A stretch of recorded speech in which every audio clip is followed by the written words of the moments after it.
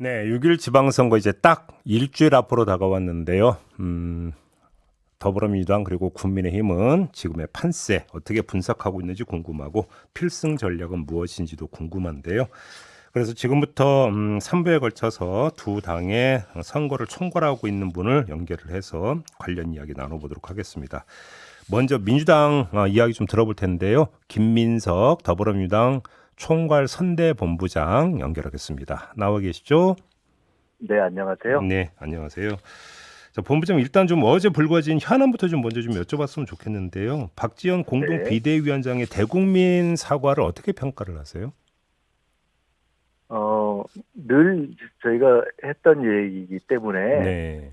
지금은 막판이어서 음, 그것보다는 조금 더 희망적인 메시지에 그 부분을 이제 포함시켜서 하면 좋겠다는 뭐 일정 논의가 있었던 것 같아요. 그 음, 지도부 안에서. 그런데 그것이 이렇게 정리가 안 된 상태에서 그냥 본인께서 평소에 이렇게 생각하시던 걸 다시 하신 것 같고, 음.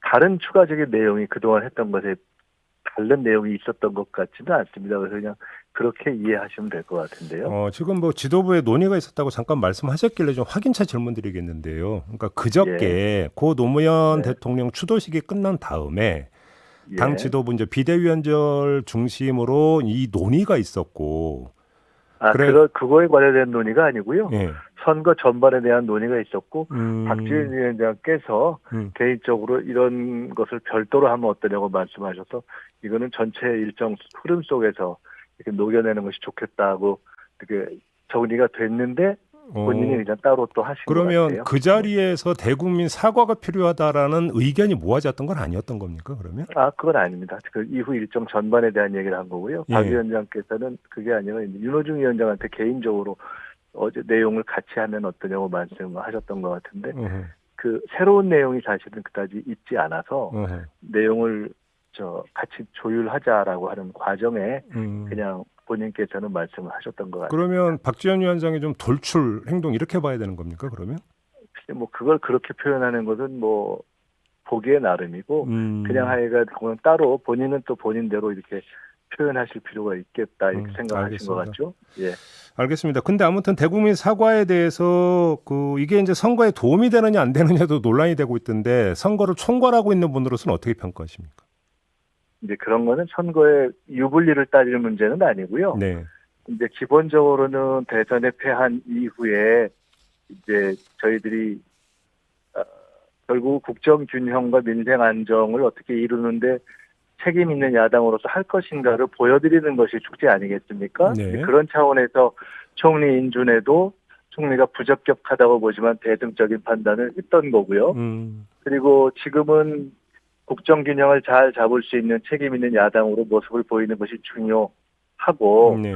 근데 이제 그렇기 때문에 이건 유불리를 따지는 문제는 아니고, 다만 어제 이제 나온 얘기 중에 흔히 나오는 내로남불 문제 등등에 대해서는 음, 당원들 사이에 이견이 좀 있죠. 뭐냐면 어 예를 들어 이런저런 사건들이 나오면 오히려 민주당은 그때그때 처리하고 끊어내는 방식으로 지금까지 쭉 하고 있지 않습니까? 근데 네. 오히려 그것을 시비 거는 국민의힘은 전혀 그렇지 않고, 음, 이준석 대표가 대표적으로 본인에게 지금 성상납 의혹 있는데 그것이 무마되고 지연시키면서 오히려 다른 문제들을 과도하게 공격하는, 음, 그러니까 지금 사실은 협치나 상생 이런 것이 국정지표라면 여당 대표가 그런 걸 이렇게 몸소 보여줘야 되는데 오히려 공격수 역할을 하고 있잖아요. 네. 그래서 그게 사실 맞나 싶은 생각은 드는데 오히려 이런저런 의혹을 덮느라고 그런 거 아니냐. 그래서 심지어 내로남불이 아니라 내로남덮, 남에게 음, 덮어 씌우는 거 아니냐라는 음, 비판이 있는 형국이어서 그것도 이렇게 적절하게 비판하는 것이 오히려 균형 감각 있는 것이 아니냐. 이렇게 음, 내로남불이라는 거는 남의 거만 키우고 내 거는 줄이는 건데, 음, 지금은 자칫 잘못하면 오히려 국민의힘의 잘못된 것을 적절하게 지적 안 하면서 이미 여러 번 사과해왔고 그다음에 처리를 해온 문제에 대해서 오히려 더 키우는 것은 선거는 상대성이 있는 것이기 때문에 국민들께는 늘 이 절제력 있고 겸손한 자세를 유지해야 되지만 적어도 국민의힘과 이준석 대표가 지금 민주당한테 내로남불 얘기를 할 자격은 없다고 보는 거거든요. 그러니까 이준석 대표는 내로남불이죠. 그래서 그런 부분에 대해서 당원들의 전술적 의견이 있는 거고요. 뭐 그렇게 보시면 되겠습니다. 알겠습니다. 판세 얘기를 좀 여쭤볼게요. 지금 그 민주당에서는 광역단체장 기준으로 8곳에서 그러니까 당선되면 승리로 봐야 된다는 그 목소리가 좀 나온 것 같은데 본부장님도 그렇게 보십니까? 나온 게 아니고 제가 처음에 이렇게 말씀드렸고요. 네.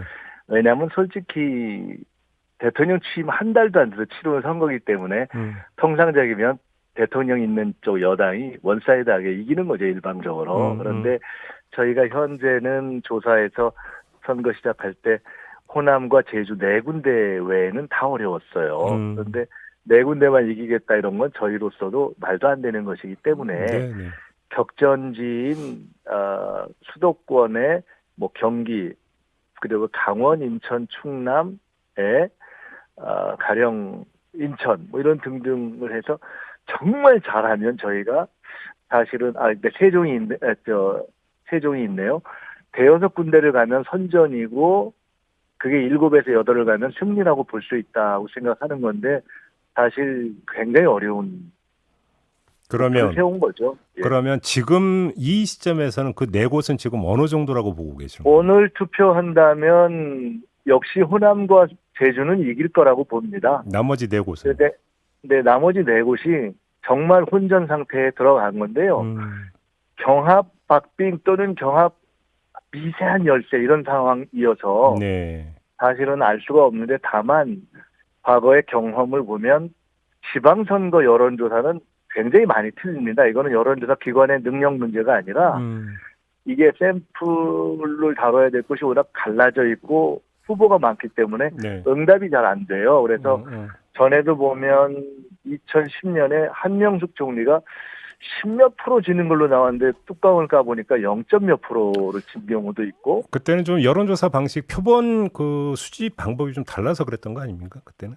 아니 꼭 그렇진 않습니다. 그래요? 그리고 당시에 이광재, 안희정, 송영길 이런 분들이 그때 당시에 20%씩 치는 걸로 나왔는데 그때 제가 한 달 전에 그분들은 이긴다 그랬는데 네. 결국 그분들이 이겼거든요. 그러니까 이게 지금도 너무 이게 이제 후보가 많고 해서 교육감 선거까지 있지 않습니까? 네. 그래서 이 부분은 저는 개인적으로 5% 플러스 마이너스 내지는 7%까지 봐서 이 경합권으로 들어가면 사실은 누구도 예측을 못한다고 말 그대로 봅니다. 뚜껑 열어봐야 안다 그러면?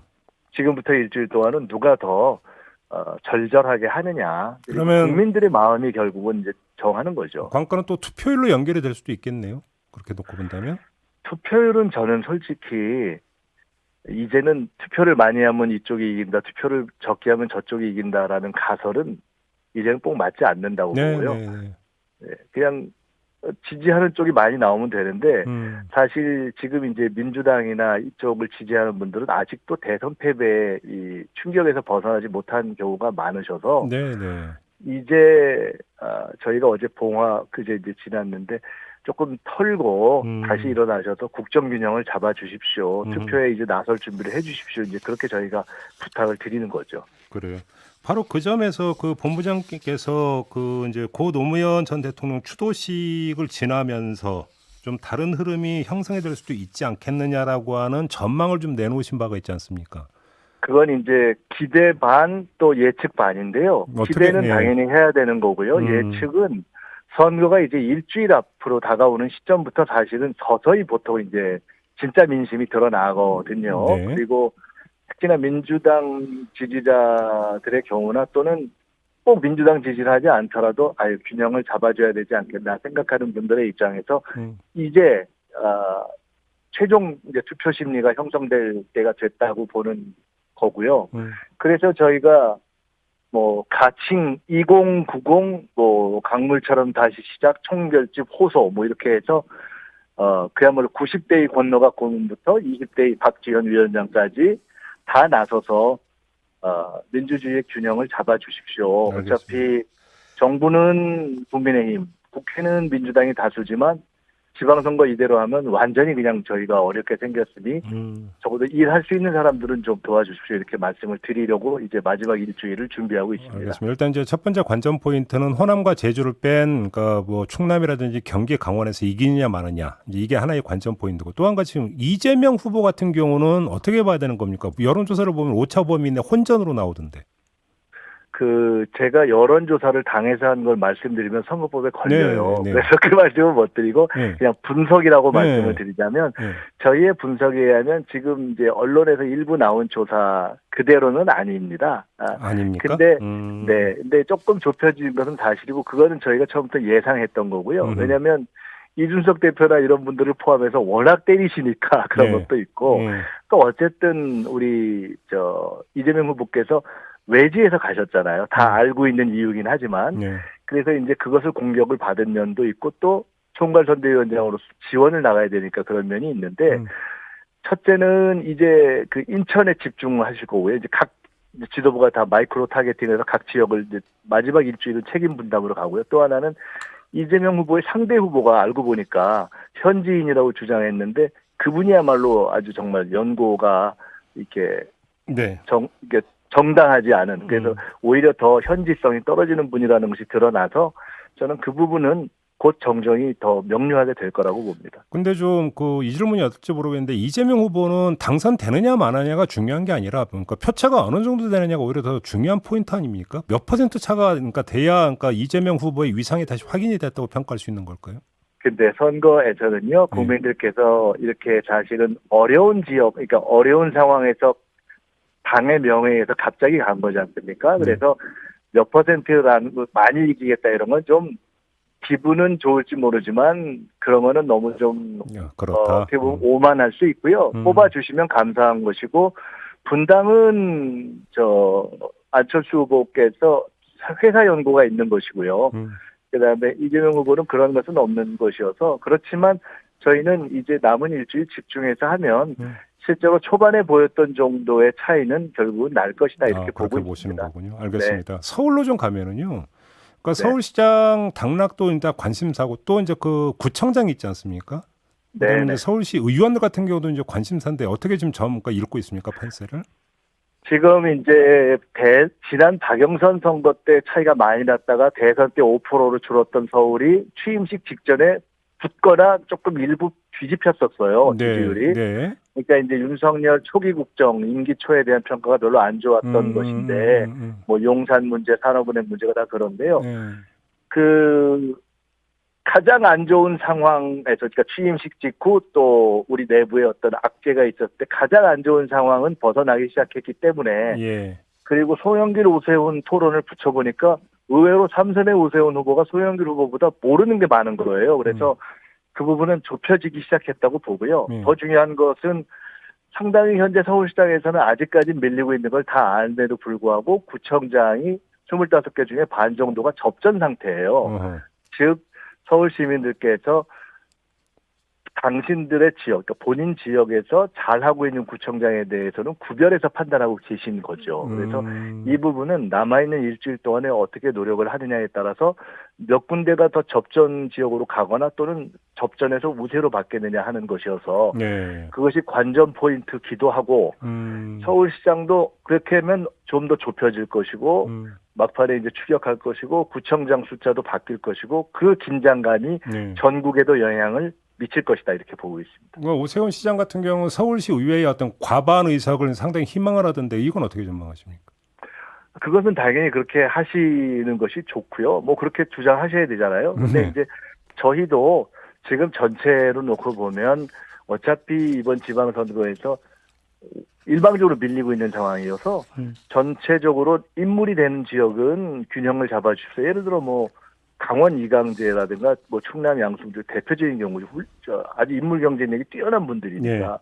그리고 서울은 지금 현재는 많은데 저희도 뭐 그 과반 내지는 절반 정도의 견제력 정도나 균형 정도가 있으면 좋겠다고 보고 있습니다. 그 이상이 되면 뭐 더 좋고요. 알겠습니다. 이제 마무리해야 되는데 짧게 좀 다른 건 하나 여쭤볼게요. 보건복지위원장을 맡고 계시잖아요. 네네. 지금 이제 정호영 후보자는 이제 자진 사퇴를 했고요. 이제 다시 이제 어떤 네. 사람이 이제 인선이 되느냐가 관심사인데 어떤 사람이 장관 후보자가 돼야 된다고 생각하세요?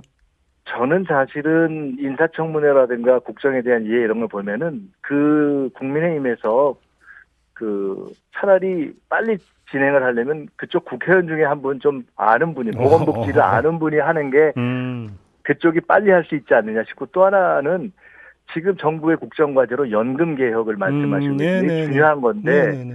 이거 하기가 쉽지 않을 거예요. 그래서 추진력이 좀 있는 분이 하시면 좋겠다 이렇게 생각하고 있습니다. 알겠습니다. 자, 이렇게 마무리할게요. 고맙습니다, 본부장님. 네, 감사합니다. 네, 더불어민주당 총괄 선대본부장을 맡고 있는 김민석 의원이었습니다.